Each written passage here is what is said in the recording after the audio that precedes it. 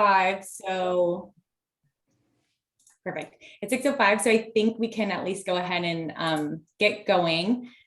First and foremost, welcome to tonight's workshop. There is translation provided in Vietnamese, in Korean, and in Spanish. And if you are needing translation, we just ask that you either come off mute and let us know, or if you can just hit that raise hand button, let us know that you need translation and we'll turn on those services for you. And then I'll pass it over to our translators to share that in their respective languages. Buenas tardes y bienvenidos a esta junta de la comunidad. Si necesitan traducciones en español, por favor, alcen la mano para indicar que necesitan a alguien que les está traduciendo en español. Muchas gracias.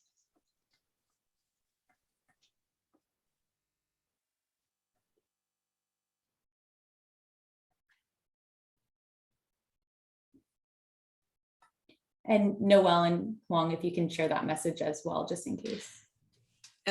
Tôi thì chính có dịch vụ phiên dịch bằng tiếng Việt. Nếu như mà mọi người có nhu cầu nói về tiếng Việt thì xin giơ tay lên hoặc là báo cho tôi thì chính biết để mai có thể phục vụ với dịch bằng tiếng Việt ha.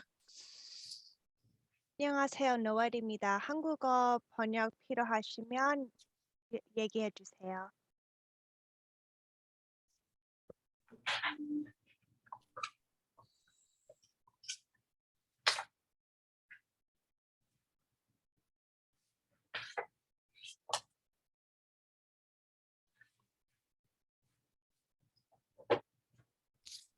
Okay, so seeing no hands raised for the translation, I think we'll move forward. If you do need translation, just go ahead and send us a chat using the chat function, and we can definitely turn on that feature for you. Okay, we want to make sure that tonight's meeting is as accessible as possible. Okay, so with that, I think we can definitely get started. Again, welcome everyone to tonight's virtual open house. Tonight is an opportunity to talk about future opportunities and improvements to the Civic Center area in Garden Grove. So if we can flip to the next slide, just a couple of Zoom protocols and housekeeping items before we do get started. And I'm sure you've all been on a million Zoom meetings by now, but just a little bit of a reminder on a couple of things here. So today's meeting will be interactive. We will have an activities portion towards the end of tonight's workshop. So we do ask that throughout the presentation portion, that you either just hold your questions until the activities portion, or you go ahead and just send them in the chat to be addressed later on during the workshop. So you can find the chat button at the bottom of your Zoom screen. There's an example up on the presentation right now. If you want to go ahead and test that out, you can just send us your favorite restaurant in the chat. No need to if you already know how to use this feature. And then the second half of the workshop is going to be interactive. And so we really encourage you to, oh, sorry, can we go back to the previous slide? Just a couple more items, perfect. So we really encourage you to share your ideas and your thoughts with the team. And during this portion, if you do have a comment or question to share, we ask that you use the raise hand function. So you can see on the presentation in the bottom right hand, there's a little example of that button. If you just click raise hand, our facilitation team will call on you and let you know that you're up next to share your comment or your question regarding the activity that we're doing. In order to make sure that everyone has the opportunity to participate today, we will be limiting our comments and questions to 1 to 2 minutes. And we will be keeping track of this, and we'll just give you a gentle reminder when your time is up, let you know that it's time to close out the comment, and we'll move on to the next person. And then the last reminder is we want everyone to feel comfortable participating. So just be mindful and respectful of your fellow participants during tonight's activities. And so now we can move on to the next portion. Just a couple more housekeeping items. Awesome. So just last reminders that during the presentation, all attendees will be muted. So you'll only be able to come off mute if we call on you during the activities portion. If you do have any questions, again, just please hold them till the end or go ahead and send them in that chat button.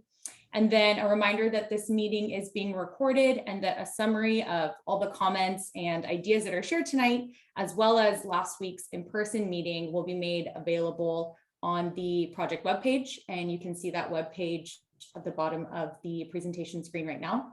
And that holds a lot of the information for this project past efforts and as we move forward, all the efforts. And so with that, I'm going to pass over to city staff. Thank you, Molly. Hello, everyone, and good evening. This is Lisa Kim, and I am the Assistant City Manager and the Community and Economic Development Director. And we like to wholeheartedly welcome everyone to our Civic Center Community Engagement Open House. This is our second open house conducted virtually, and we anticipate additional community engagement activities on the horizon. Certainly be on the lookout for a survey that would be very similar of including some of the activities that will be discussed this evening. As Molly noted, we are certainly wanting to have an open engagement and a conversation to learn a little bit more, hear feedback, and gather input in areas of community amenities that the residents utilize, and some additional amenities that you may like to see on the horizon as we start planning for the future of the Civic Center area. I also wanted to note, and Councilmember Stephanie Kaufenstein from District 5 is also joining us in this conversation as well. So certainly thanks again for everyone for being here. Next slide, please. So this is just a little bit of background and some references for those that may not be familiar with the history of forward planning efforts that have been undertaken as it relates to the Civic Center area. As you can see in the beginning of this roadmap, we've began the reimagine our Garden Grove and our downtown area back in 2014. Fast forward today, most recently back in April, some of the ideas that came out of that community engagement effort has now bared fruit, in which most recently our Open Streets event that was extremely successful with really just adding activity in and around the Civic Center area. As you note, many of these documents highlight different areas that relate to the Civic Center area. We undertook a downtown parking management master plan in 2017. We also focused on the Parks Recreation Facilities master plan in 2019. And most recently, we conducted a physical needs assessment of our public safety building in 2020 by Dewberry. A lot of this information and the reports are available on the website that Molly had referenced. It is ggcity.org/civic-center, and you'll be able to access all these documents and peruse and read at your leisure.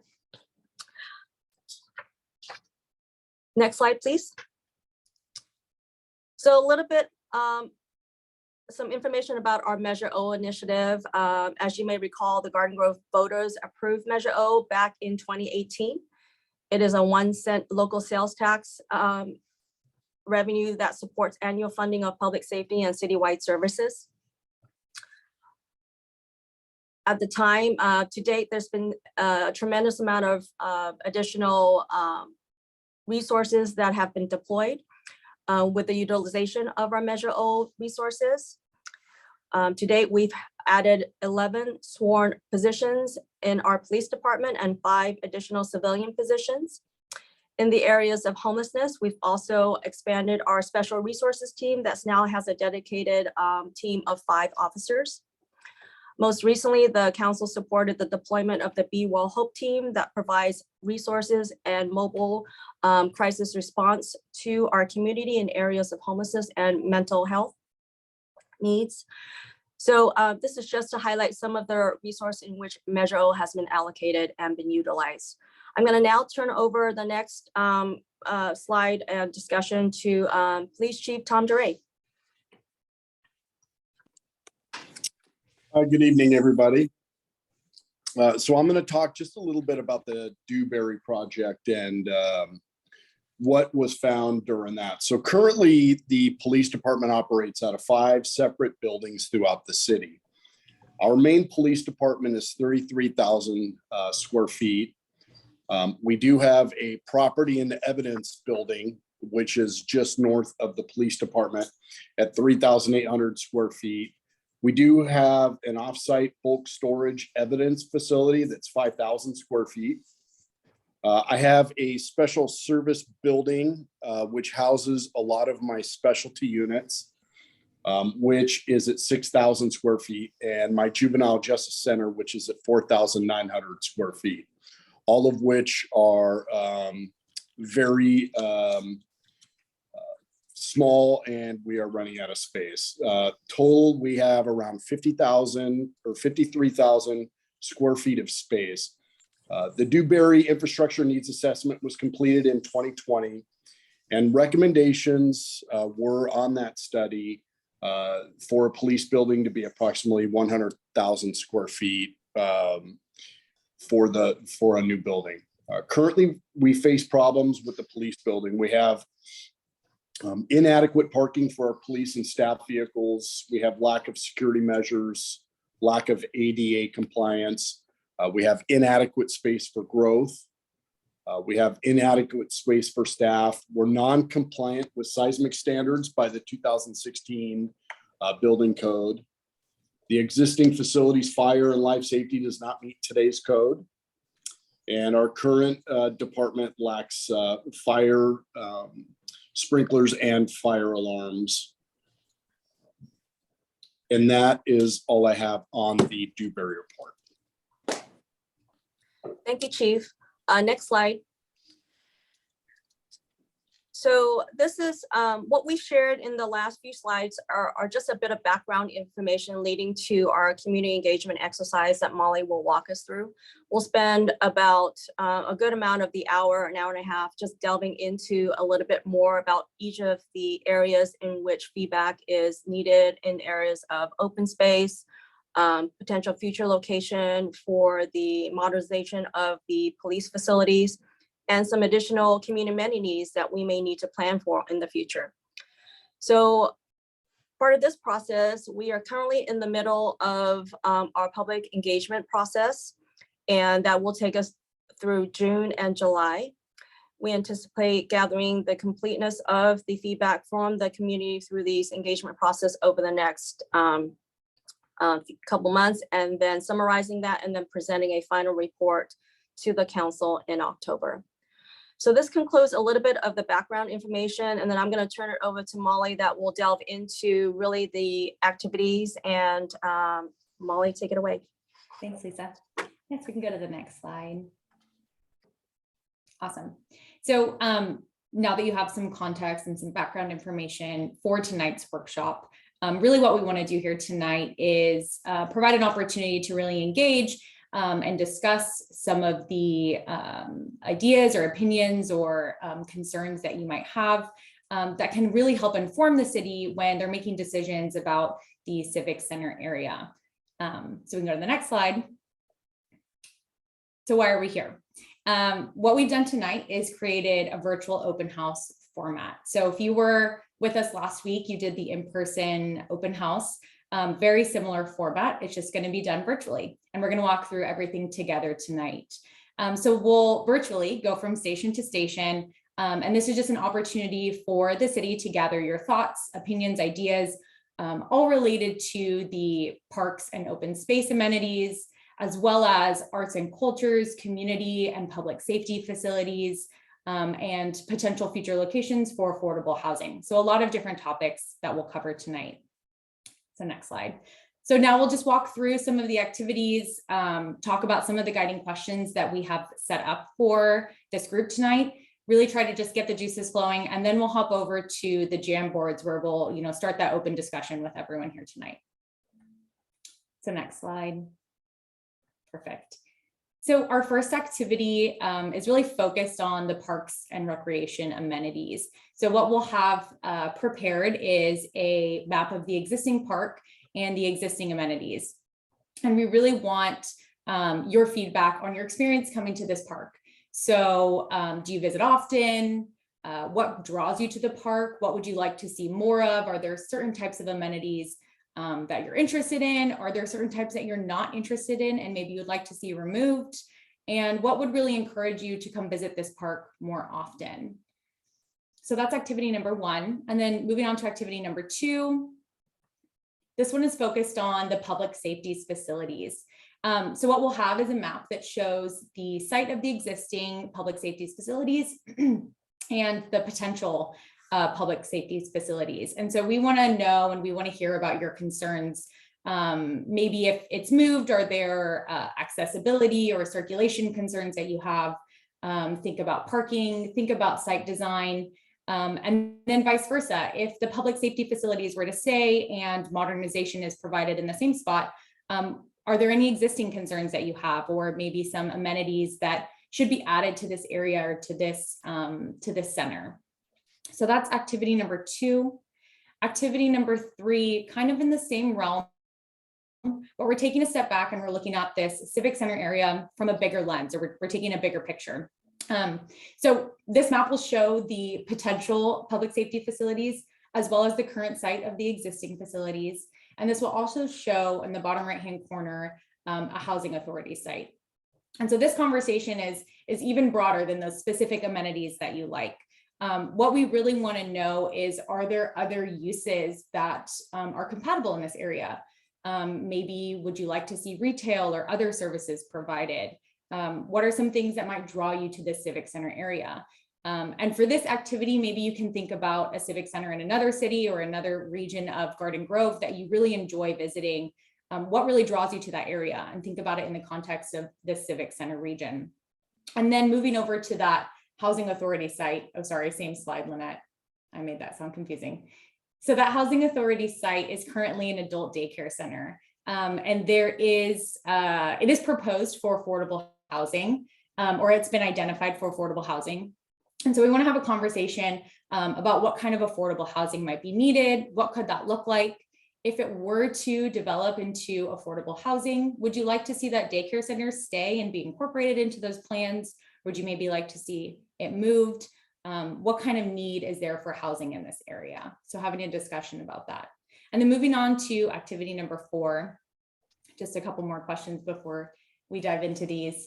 Great, so this is all about mobility and circulation. So what we have is a map that shows the existing roadway infrastructure, as well as potential improvements to this area.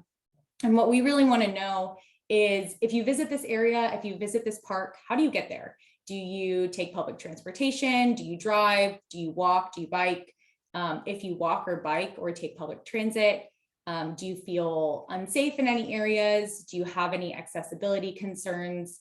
What improvements would you like to see? Are there challenges to accessing the park and its other amenities? So we really just want to have a focused conversation about accessibility to this site, and what you might like to see and what updates you might like to see in this area. Awesome. And then I think we have one more slide before we hop over. Yeah, so this is our thank you slide, but we're going to hop over to the activities. And if you wanted to jot down the Garden Grove website, we can pull that back up after we do the activities. So we're going to hop over to our Jamboards. And what a Jamboard is it's basically just a virtual version of that in-person map that we have. So we want to gather your ideas and your feedback, and we'll take little sticky notes and place them around the map. And we'll build off of each other's ideas and have a really good conversation about some of the amenities that you would like to see in these areas. And so, as I mentioned before, everyone will have 1 to 2 minutes to share their comments or their questions. You'll just be given a gentle reminder if you do go over that time, and we ask that you raise your hand, and we'll go ahead and pull you off mute and you can share your comments and ideas. So this first activity, if you were at the in-person workshop, you probably saw some of these ideas being tossed around. What some people mentioned already, and maybe we want to build on those, or maybe there's some other ideas that you have if you weren't there in person. A couple of things that were noted were accessible public restrooms in this area, playground or play areas for children, as well as more family-friendly amenities, and then walking or biking trails within this park area. So building off of some of those ideas, or maybe some that you have, think about those guiding questions, existing amenities that you like, what do you enjoy the most, what might you like to see more of in this area.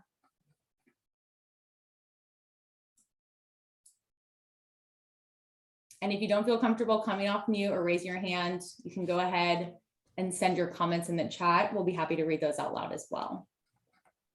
And Molly, if I may also add, this is Lisa Kim again. We do have staff from each of the departments, whether it's public works to touch upon traffic and circulation, community services to touch upon any of the amenities in and around the park area. We have Chief DeRea and his team online to answer questions or share any additional clarity that's needed for the public safety facilities. So we are here to try to answer the question, but also engage and receive input for each of these distinct activities that we've highlighted. So thank you. Yeah, thanks, Lisa.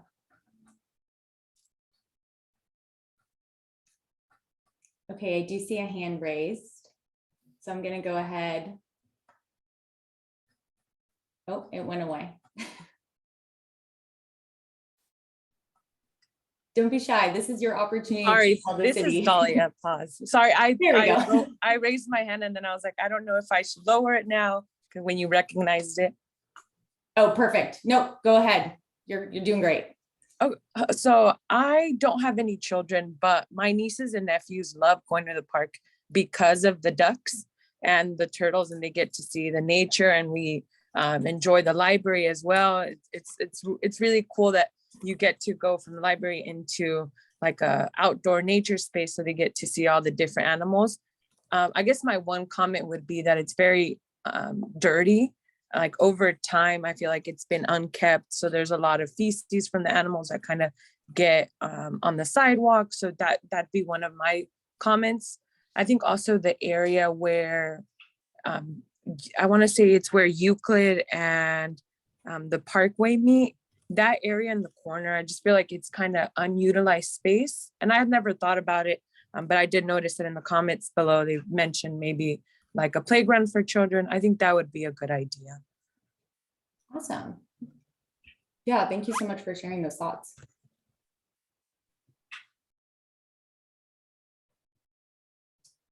Scott, I see you sent in the chat that you have some comments that you want to share.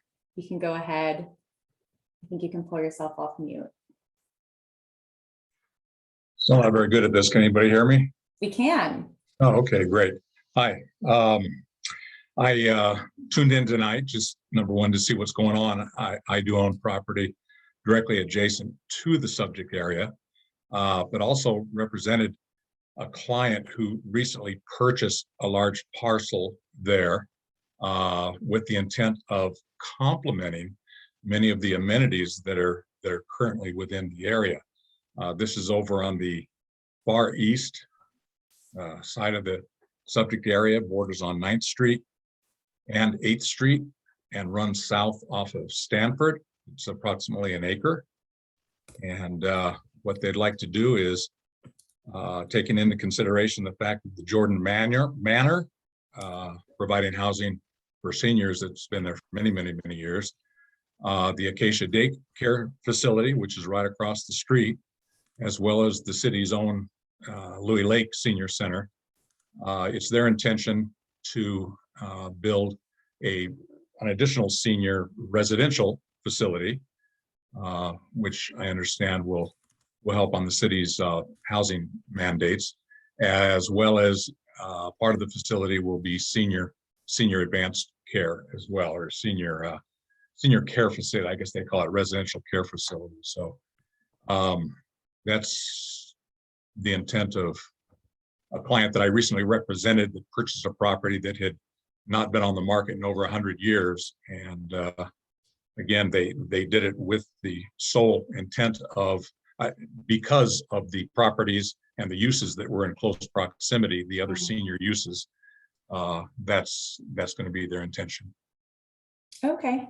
Yeah, so that's great. I think bringing in to the conversation, who utilizes these spaces. So we're thinking about seniors. We talk about parks, it's not just children, right? And then there's that Acacia Adult Daycare Center, which we have, and we can definitely have a bigger discussion on in the next couple of slides. But thank you so much for sharing that. Certainly. And then Jared, I see that you have your hand up. You can go ahead and share your comments. Thank you.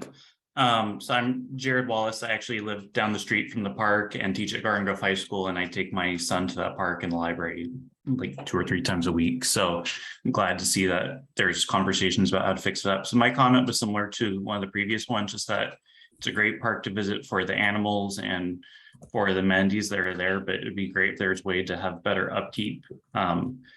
I know there's signs that say don't feed the animals, but I don't know if it's actually followed, and like bread and a lot of things that people feed them or feed the animals is not good for them. So if there's a way to enforce that better or encourage it better through signage, I just think it would make the droppings from the animals and maybe even how many animals go to that park just a little lesser. It's you definitely feel that it's a little overpopulated compared to other parks in other cities. Sometimes it's I mentioned I teach at Garden Grove High School, and a lot of times students joke about that park and how the kind of random animals you'll sometimes see there, like roosters and stuff. But the way to, if there's any way to just protect the animals there, but also make it so that it's not overpopulated and they can be protected. And then for another amenity, there in front of the library, there's a space where there used to be a fountain, but there hasn't been water in it for years. So if there's a way that that could be beautified or be put into an art project, I think that would definitely help with the, bring people to the library and to that civic space, just as the eyesore it is right now. Awesome. Yeah. Thank you so much for sharing. Sounds like you have some great perspective living so close and also being a teacher in the area. And you did bring up, public art and those amenities. I know a lot of times we think about parks and maybe it's something that you interact with, like an exercise machine or a walking path. But if you think about the places where you sit and you really enjoy the park, does anyone have any ideas or thoughts about public art or, centers where you can just relax? It doesn't necessarily have to be all activity when we talk about parks, right?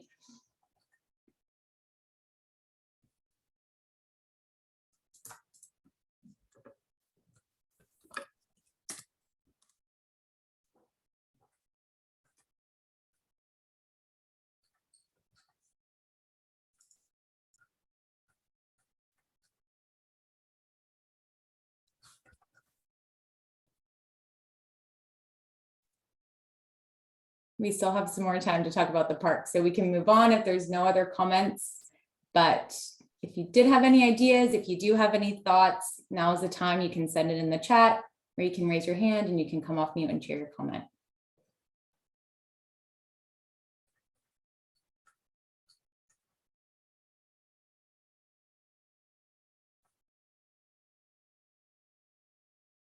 More Adirondack chairs. I did hear about those. The famous Adirondack chairs. Awesome. Okay, well, if there's no one else, we do have a question in the chat. And maybe this is probably more of a staff-led response, but the question is, are we talking about redoing the existing park? And I think the bigger concept or the bigger idea is looking at ways that we can revamp the park. I don't know, it's not going to be like a total renovation of the whole park, not replacing the whole park and doing something entirely new, but really getting the juices flowing on how can the park be improved.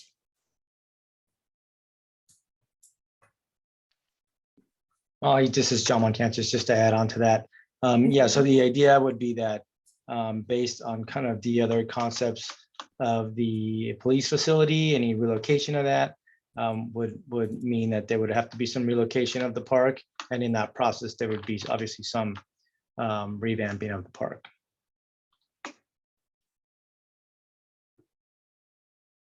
Thanks, Sean. And thanks for your question, Maureen.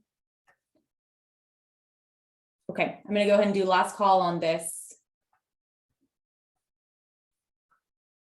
topic. I don't see any other hands raised. So I think we can go ahead and move on to our next map. Awesome. So diving into the public safety facilities. So as I mentioned before, this map does show the site. There's that blue bubble that shows the existing public safety facilities. And then there's that blue bubble to the left that shows the potential public safety facility. So if that police station were to be moved or renovated, there is that potential new location. And so taking this information into consideration, are there any concerns that you have, whether it's related to circulation or parking or traffic, or just general amenities in this area? if it were to stay? Do you have similar concerns or different concerns? Do you have a preference? What are some of the ideas that you might have if the public safety facilities, the police station were to move and that place where that area was to be redesignated for some replacement park space?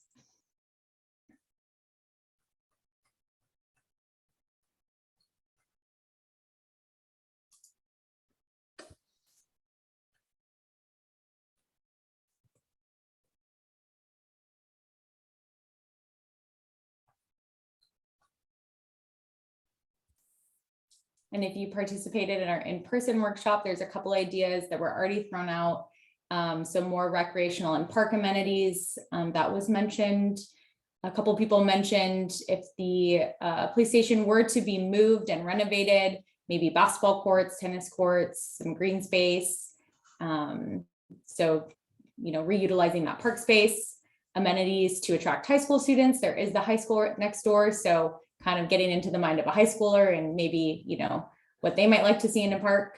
And then there were some concerns about the increase of traffic and delaying call times if the police station were to be moved. So thinking about the circulation of that site. If you have a student or if you visit the park regularly and you drive, you know, maybe you have some traffic or circulation concerns, or maybe you just have some thoughts and ideas about that. This is definitely the time to share those with the city staff.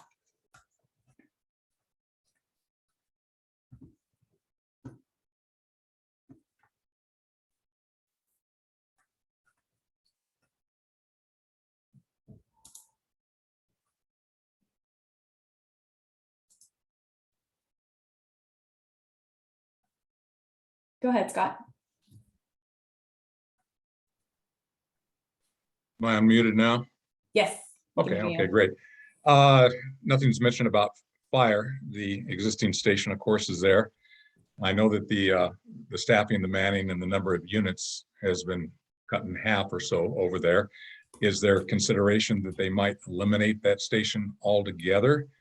Or would they still attempt to incorporate it in as part of the public safety facility? All I've heard about is the police department. And also, was that a 300% increase from 30,000 square feet or whatever up to 100,000 square feet is what we're shooting for police?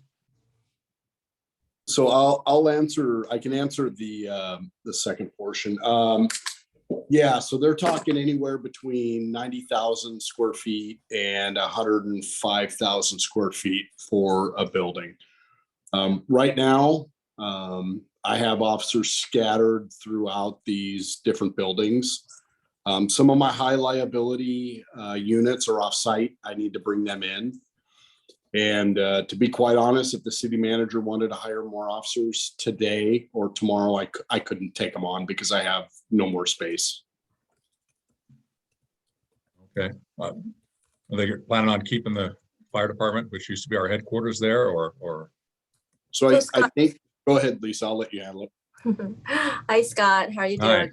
Hey, good. The plans right now is to have the fire headquarters facility remain.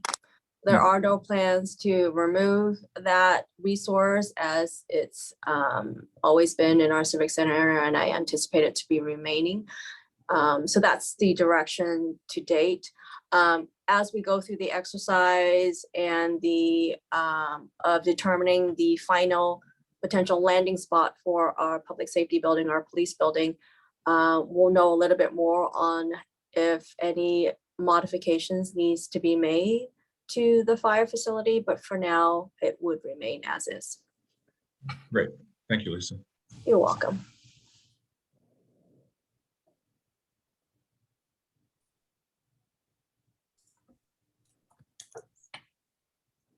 Thanks, Scott, for your questions.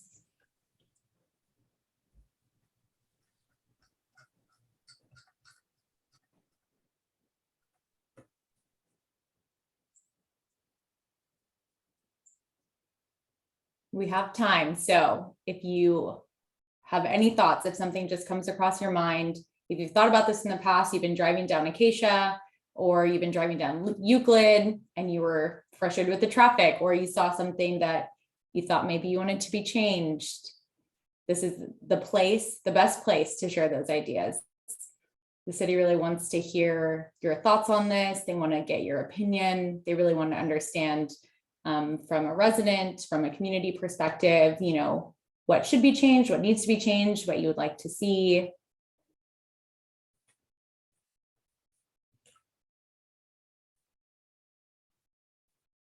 So we do have a question in the chat. Would adding a parking structure help with some of the spacing challenges? And I think that's a great question. I don't know if staff wants to jump in at all. I don't think there are any specific plans for a structure, but we do know that they definitely take up a lot less space, right, than surface parking. That's for sure. I can take that one.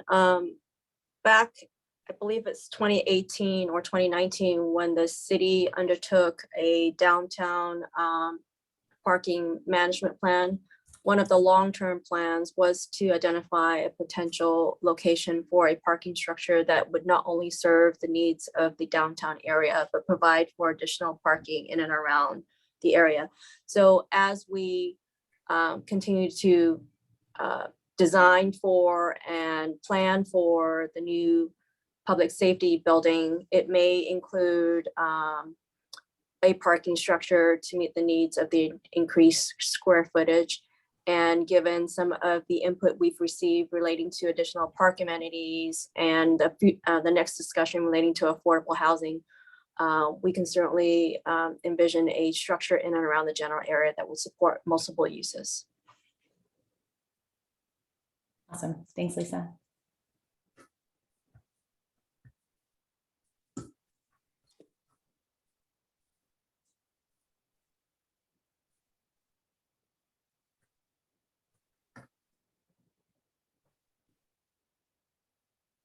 And we can also continue to draw on some of those park ideas. The improvements don't have to be related to infrastructure or parking. We have a question from Maureen. What about the library? And Maureen, I'm wondering if you wouldn't mind expanding on that. Is the question, will the library stay?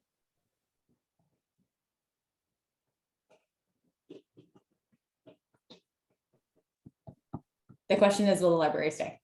Staff, do you want to hop in on that? I believe it will. I'll take that one. The answer is yes. Awesome. Thanks, Lisa. Sure thing.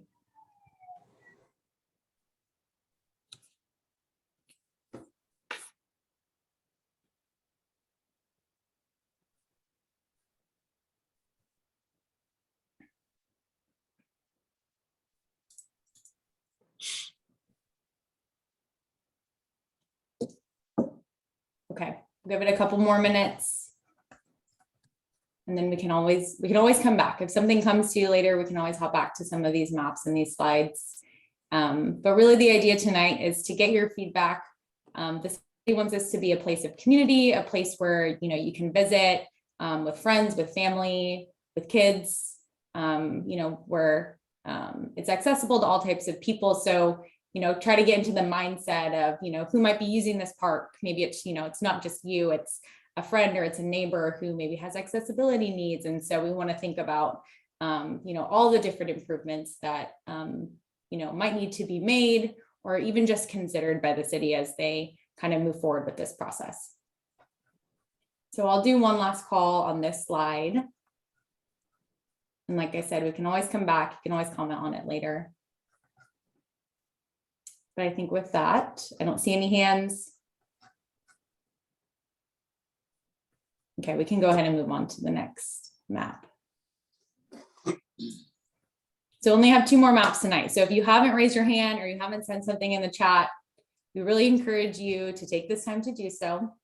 Maybe you're holding them all for the last map. I don't know. You might be. Okay. So this is the future amenities map. And like I mentioned before, there's 3 sides on this. So there's the existing public safety facilities, so the existing police station, the potential location for those improved public safety facilities. And then there's also that housing authority property. So this is really a bigger question when we look at this area. If the public safety facilities were to move, we can dive back into those park improvements. Where do you think they should go? Should we be replacing that open space? And what might that look like? Moving kind of away from the parks discussion, are there other uses that you might like to see here? I know that the Steelcraft is just on the street from this area. So are there retail services that would draw you to this area? Are there, other types of land uses that you would enjoy having in this Civic Center? And then lastly, if you want to dive into the affordable housing discussion, the Housing Authority property has been identified as a site that can accommodate affordable housing. And so if that were to happen, would you like to see that Acacia Daycare Center be incorporated into the plan for housing? So kind of a multi-use center. Do you have any other ideas for affordable housing? Is there a specific need that you can see in this community that you think the city should know about? So kind of a broader question here on this map.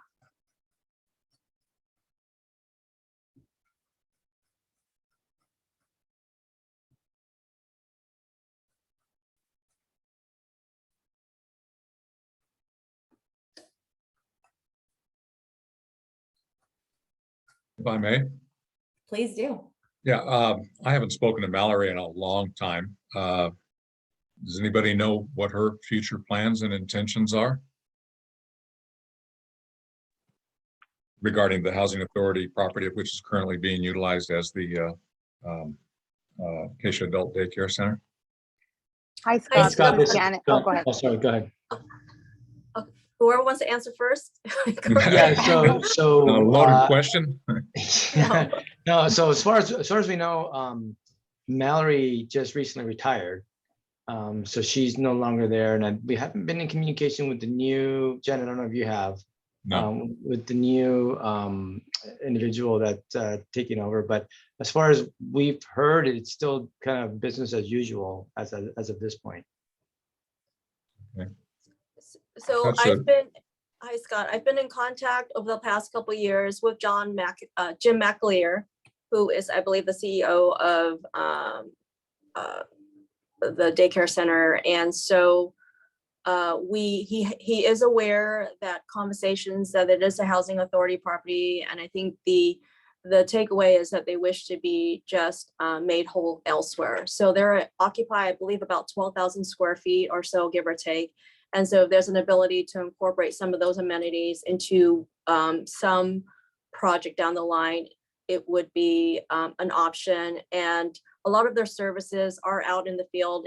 In essence, they have shifted pre-COVID to some of their operations, taking their services to various senior housing to provide wraparound services. So great point to make sure that we maintain dialogue with their leadership to ensure that their needs are also met. And I think that's something that we will add to our list to reach out to them directly. So thank you, Scott. Yeah, sure. No, I think it's a wonderful facility. I'm sure that most people feel that way. I personally had a lot of longtime friends that have unfortunately ended up there over the years, but they've taken really, really good care of the people that have come to need the facility, and it would be a shame to lose it. Thank you, Scott. And then just to reiterate some of the conversations that were had at the in-person meeting, similar to what was just discussed, affordable housing and services for seniors. So kind of a conversation about, maintaining the existing services, and as well as providing affordable housing to seniors, something that's super important. Extending the senior center. So that was another conversation that was had. And then an additional one just about adding more recreational activities to this area, extending those park services, relocating some of that open space in the event that some of these facilities are moved and renovated, just making sure that we're replacing that open space. So that was another conversation that was had last week.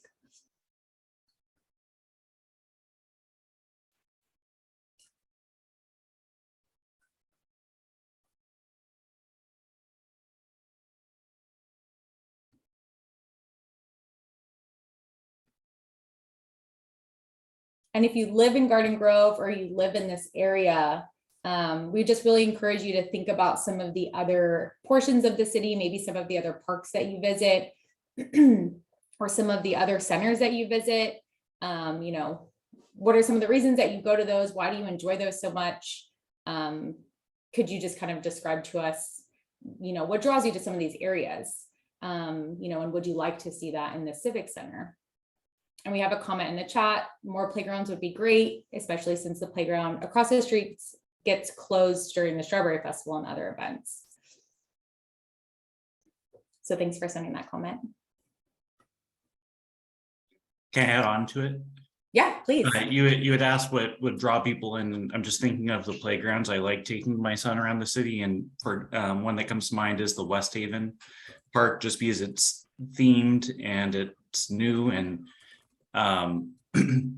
he is a playground for toddlers and a playground for older kids, so there's a lot of options for my son what he can go on. So if they were to bring a playground, I just think one of that quality and caliber would really bring a lot of families to the park.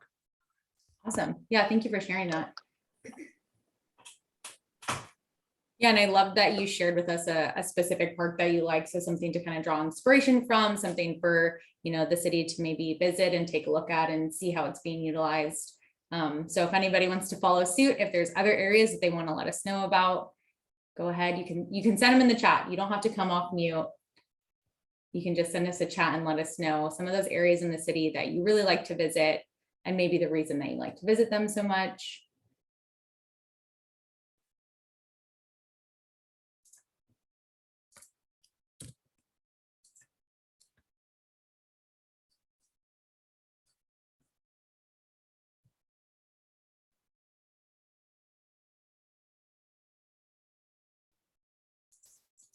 Okay, so kind of a different comment. We have another comment in the chat that the park is underutilized, but maybe putting too many activities into one space could be a drawback.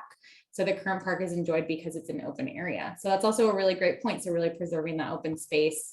Maybe it's a little bit diverse from some of the areas that might have too much going on for some residents. So thank you for sharing that, Maureen. And then recommendation to take a look at Eastgate Park, which has a nice path around to walk on. I think that was something that was also mentioned at the in-person meetings, was maybe some walking paths or some trails throughout the park. Everybody loves a nice walk out in the sun and through the trees. So thanks for sharing that, Janie.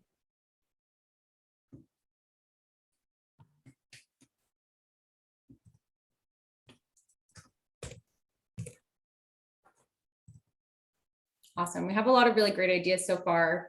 We're going to stay here for just a couple more minutes. If anything else pops up into your mind, feel free to send it in the chat.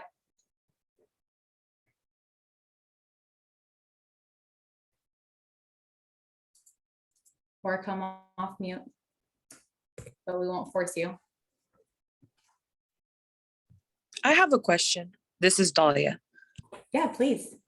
I guess it'd be directed towards the chief. I'm just curious, is there any drawbacks that you see moving the public safety facilities off of Euclid instead of off of like that little street where you can kind of exit maybe a little bit faster for the patrol cars? So if I'm looking at the map, are you talking about putting the police department over where it says housing authority or in that area? No. On the far left where it says the potential. Yes. Yeah. And then what was your alternative? Where first, I'm just saying, like, if there's any like that you can see drawbacks versus where it's existing versus it being moved over there to that corner. Sure. So some of the drawbacks for me to put it where it is, obviously, any type of building takes anywhere between 18 months to 24 months to build, give or take on where we're at. So what I would have to do is completely move my police department and all my operations. And I would have to find somewhere that I could do that, right? So that's a task in itself, which would probably cost a lot of money for me to move everything over there. Now, the one thing in looking at this site, what I wanted to do was stay as far away from the high school as possible. Yeah, understandably. So in looking at what I would do is I would have my officers exit off of onto Acacia. So I would say, I wouldn't want my officers going on to Euclid, because I agree with some of the past comments that that could slow down officers getting out there. It's just an area I don't want to contend with. So I don't have a lot of options in this area, unfortunately. It's either we build where we're at and we move somewhere, or we put something over there. Yeah. I mean, I So- guess another idea could be expanding on top and like where the grass area is at, and like expanding up instead of to the side. That way you can have more of a cohesive. Are you talking about where the? Kind of like where the grass area is above the facilities. I gotcha. Yeah. So Just an idea. I know it's kind of hilly. I don't know how, if they would need to clean that up or what that would look like, but yeah, I don't know. I don't know that one. yeah.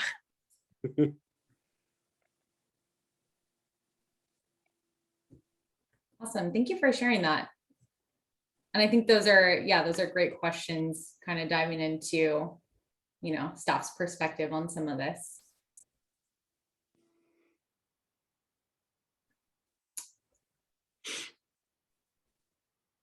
We do have a comment in the chat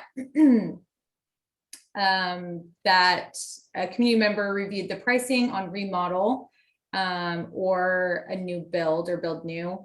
It seems that it doesn't make sense to remodel, that the price seems prohibitive. So Chief, I don't know if you have any comment on that. I'm not sure. Yeah, I mean, the comment I have is, I mean, they're correct. Based on the building and where it's at, the year it was built, and how out of compliance it is outside of building codes, it would cost us a tremendous amount of money. It would cost us more money, it looks like, to renovate. And even then, if we renovated, it would cost even more to go up to a third story. And mind you, I sit on a big footprint of this. I sit on a big footprint of the Civic Center area. I sit on roughly about 5 acres. So if we were going to move that police facility, that public safety facility to an area, I want a smaller footprint in that area to create more green space and more areas for the community. This is Lisa. I would echo Chief DeRay's remarks. The building was constructed based on 1967 building code standards. So the building code is updated every 3 years. And it's 55 years ago, do the math, there's been 18 building code cycles.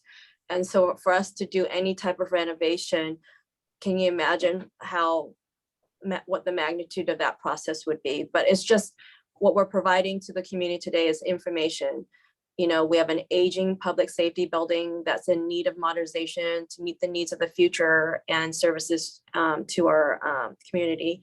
And so, as these design of the future of the public safety facility and the modernization, there are other amenities that should be included as part of that project, which is all the conversations and feedback we're having is tremendously helpful to ensure that as much of that is incorporated into an overall design as possible.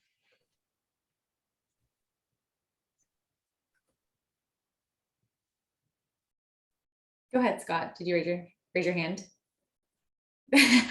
Okay. Yeah, thank you, Chief. Thank you, Lisa and Maureen. Thank you for that comment. And I want to reiterate, I think a lot of that information is in the Dewberry report, right? Chief Jerome? Yeah. So if you were curious and you wanted some more information on that, the Dewberry report is on the Garden Grove webpage for this project. So you could access it there and get some more background information if you were interested in looking into that.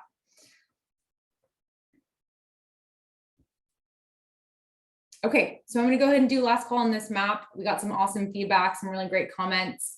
We really had a lot of engagement on this one. This is awesome. So let's keep that moving forward into our last map here that we have. Okay, so now it's time to talk about mobility and circulation. We've talked a lot about park amenities. We've talked a lot about, moving the facilities and, what you might like to see in this area. But now we want to talk about access. So really what we want to understand is how, if you visit this park in this area, how do you get there? Do you drive? Do you walk? Do you bike? Even if you, haven't shared a comment yet and you don't want to share a comment, if you just want to let us know in the chat how you would access this park, I think that would be super helpful for us to kind of understand, are more people driving or more people walking or biking? And then from there, we can really have a conversation about areas that might feel unsafe to you if you're walking or if you're biking, improvements that you might like to see. We had conversations about adding a crosswalk, complete streets improvements. So really considering, all types of mobility when we're designing a street and making everything more bike friendly and making areas more pedestrian friendly. That last one is a little bit too small for me. I think it says pedestrian zone or pedestrian access. Thanks, Lynette. Yeah, pedestrian zone. So really focusing on, walkability and pedestrian access to the site. So, think about when you visit this site, what concerns do you have? What areas feel safe or unsafe? And what improvements would you like to see? So we have one comment that we have a driver and they generally park in the library parking lot. Jared, I see you have your hand up. Go ahead. And let me know if I'm talking too much. No, this is great. So working at the high school, I know that if changing anything on Stanford is in the card, just making it a lot safer to cross the street there, having either more crosswalks or more visible crosswalks, even as much as a button that students press and the light goes off so people know to stop. Because we've had kids get hit in the past few years, and it just gets too crowded there after school. So having more ways for students to be able to leave campus easily and to make that area safer would be amazing. Awesome. Yeah, thank you for sharing. I think those are some great points.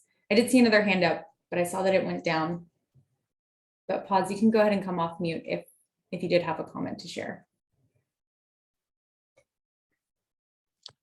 I was just gonna echo his same remarks. I agree. A sidewalk that lights up would be very effective. I think sometimes there has been accidents that I've seen in that neighborhood as well. So that'd be a good idea.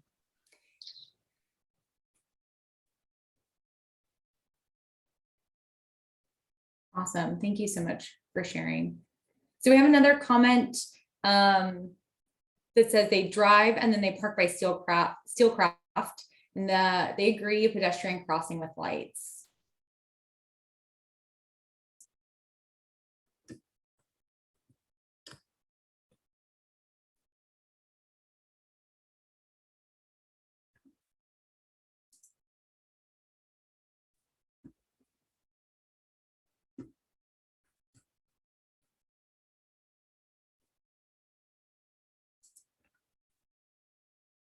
If anyone on tonight's meeting bikes to this area or is an avid cyclist, it would be really great to hear your feedback on this specific area. Do you ever, bike to the park or adjacent to the park?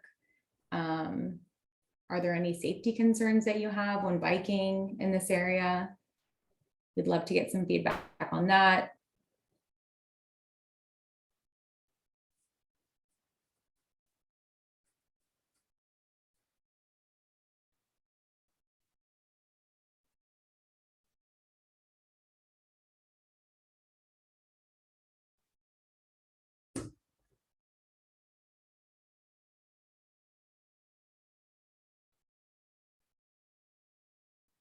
Are there any areas in the Civic Center and the greater Civic Center region that create challenges to access?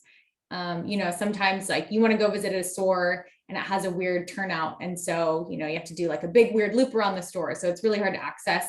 When you think about getting to the site, are there any areas that are challenging or exceptionally difficult to access, whether that's by car or just by walking? Are there barriers to certain portions of the Civic Center area that you can think of?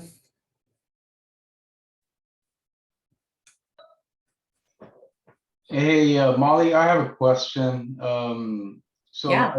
I see someone made the comment about the, it says drive parked by Steelcraft, agreed pedestrian crossing with light. Where exactly, what location are you guys talking about? Thanks, Juan. Janie, you definitely do not have to come off mute, but if you want to send in the chat the specific location that you were talking about. Oh, sure. So we, go for coffee or grab some food at Steelcraft and then would walk around the neighborhood. So behind Steelcraft is the main area for parking. It's kind of a U around Steelcraft, right? That's the general parking, like literally at Steelcraft. And I just want to clarify, that's off Garden Grove to the east of the Off site, of correct? like Euclid. But Oh, it's off Euclid? Euclid, okay. Yeah. The answer is yes. I'll answer it for you. Yes, that parking right around Steelcraft is for Steelcraft, that U area. So then you were thinking the crosswalk across Euclid to access this area is what you would like to see? Is that the specific area? I think that whole area could use some improvement. So Just to in make general? it's in general for anyone visiting the area or residents who live in that immediate area. It would only make it safer and, give drivers more visibility of who's around, Yeah, those are great points. Thanks for sharing that.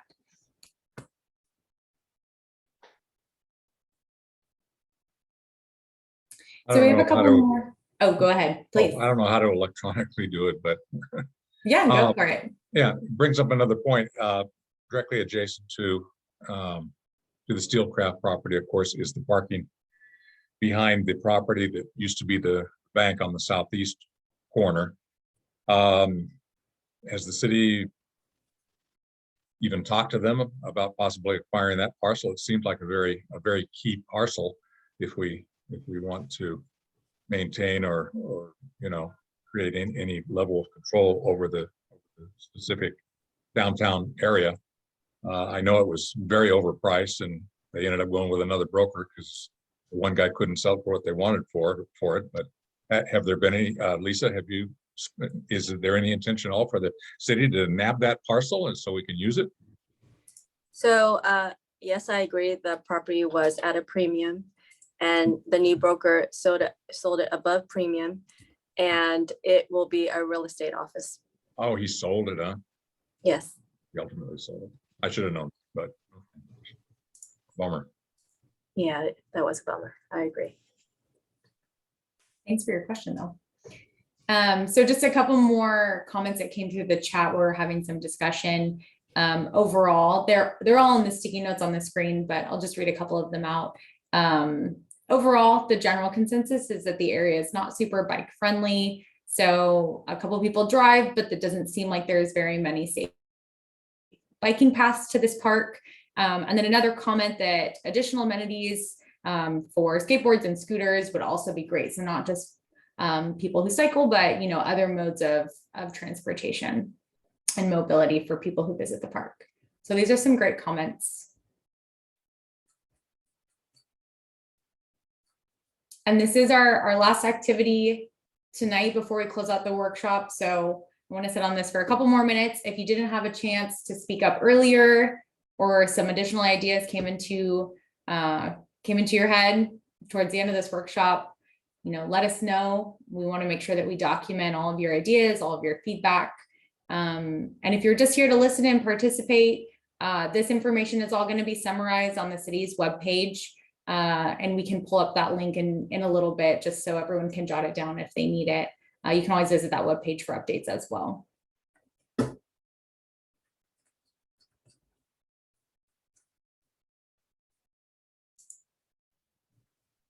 And then I would also add, Molly, that the next stage of our outreach would be a survey that really models a lot of these activities and questions. So if there's additional feedback, feel free to reach out to myself or anyone on our team, and we'll be happy to add those to the notes.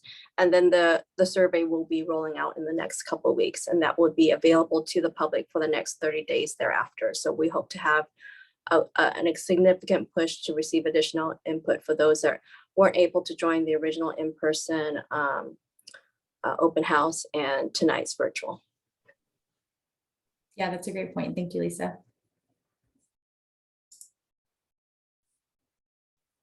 Okay, so I'll go ahead and do last call. We did have another comment come in the chat.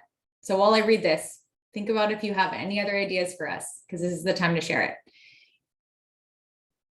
So maybe this goes on map number 1, but if it's within consideration, a skate park would benefit the community. Kids and teenagers in Garden Grove don't have anywhere nearby to skateboard safely. Some high school students have been trying to petition for a skate park in the past year. So definitely some opportunities or some mention of a skate park for kids, and I mean, even adults. That's a great comment. I think it's perfect for this space, and we can also make sure that we add it to map number 1 as well. And then another comment, anything that would encourage city pride, a patriotic light post or banners would also be welcome.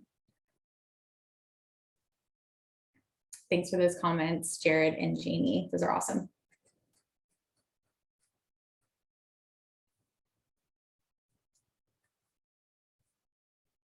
Okay.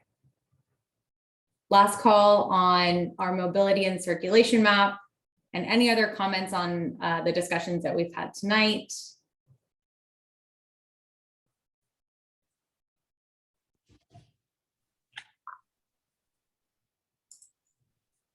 Okay. Lynette, can you pull up the last slide in the presentation just so we can share that City of Garden Grove webpage link one more time before we close out tonight?